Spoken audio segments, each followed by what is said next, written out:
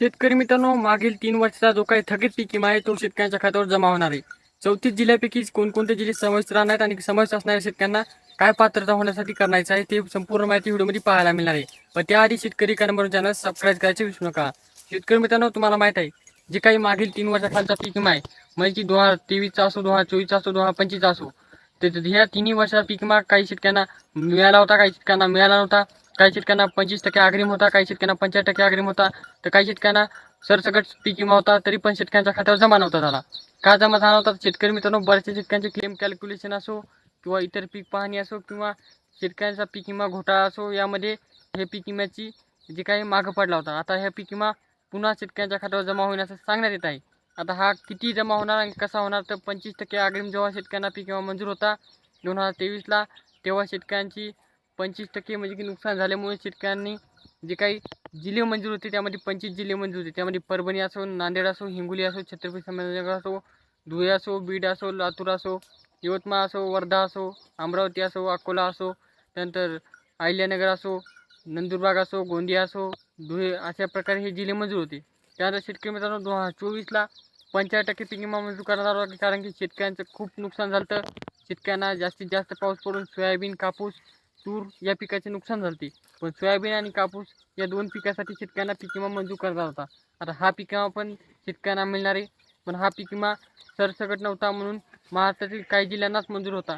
तो पण छत्रपती संभाजीनगर असो, बीड असो, धाराशिव असो, अहिल्यानगर असो, आपलं लातूर असो, त्यानंतर परभणी असो, नांदेड असो, हिंगोली असो, छत्रपती संभाजीनगर सांगितलं आहे, त्यानंतर आपलं नंदुरबार असो, गोंदिया असो, वर्धा असो, यवतमाळ असो, अकोला असो, अमरावती असो, अशा प्रकारे जिल्ह्यामध्ये मंजूर होता. पण शेतकरी मित्रांनो 2024ला जो काही नुकसान झालं ते सरसकट धरण्यात आलं होतं. त्यामुळे शेतकऱ्यांना महाराष्ट्रातील 34 जिल्ह्यातील शेतकऱ्यांना हा पीक विमा मिळणार आहे. आता ह्या 2023चा 75% पीक विमा होता, तेव्हा आपलं 25% पीक विमा होता, तेव्हा शेतकऱ्यांना हेक्टरी कमीत कमी 17,500 ते 52,500 असे या दरम्यान पैसे देण्यात येणार असं सांगण्यात आलं होतं. आता शेतकरी मित्रांनो, अलग अलग वर्षी पण हेच म्हणजे की पैसे ते सांगण्यात आलं होतं. त्यामुळे तुम्हाला इथून मागचे 2-3 वर्षापासून तर आतापर्यंत जे काही पीक विमा मंजूर होता, तो पीक विम्याचे एकदाच पैसे तुमच्या खात्यावर जमा होऊ शकतात.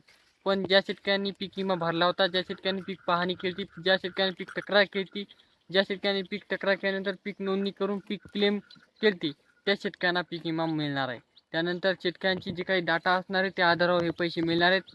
त्याचबरोबर pharma I D, Aadhaar card, बँकला लिंक हे बी अत्यंत आवश्यक आहे. जर हे असणार तरच पैसे त्यांच्या खात्यापर्यंत पोहोचण्यात येणार आहेत. येत्या काही दिवसामध्ये हे पैशाचे म्हणजे पूर्तता जे काही जार आहे ते लवकरात लवकर येणार आहे आणि ते जार आल्यानंतर पैशाची जे काय आहे शेतकऱ्यांच्या खात्यावर जमा करण्यास सुरू होणार आहे. पण शेतकरी मित्रांनो, ज्या ज्या शेतकऱ्यांनी 2023ला पीक विमा भरला होता, 2024ला भरला होता, 2025ला भरला होता, पण त्यांना पीक विमा मिळाला नव्हता, त्यांना हा पीक विमा मिळणार आहे. आणि त्याचबरोबर ज्या शेतकऱ्यांना मिळाला होता त्यांना मिळणार नाही, कारण की शेतकऱ्यांची जी काही क्लेम कॅल्क्युलेशन त्या आधारावर शेतकऱ्यांना कंपन्या असो किंवा सरकार असो पैसे देत असते. आता जे काही पीक विमा 9 कंपन्या होत्या, 2025चा पीक विमा शेतकऱ्यांना मिळाला नव्हता. त्याच संगत 2024 आणि 23चा पण पीक विमा शेतकऱ्यांना आता वितरण करण्यात येईल असं सरकार सांगत आहे. आता जार अद्याप का आला नाही, पण जार आल्यानंतर लवकरात लवकर तुम्हाला कळणार आहे. सध्या वर्तमानपत्राद्वारे ही माहिती पसरत आहे.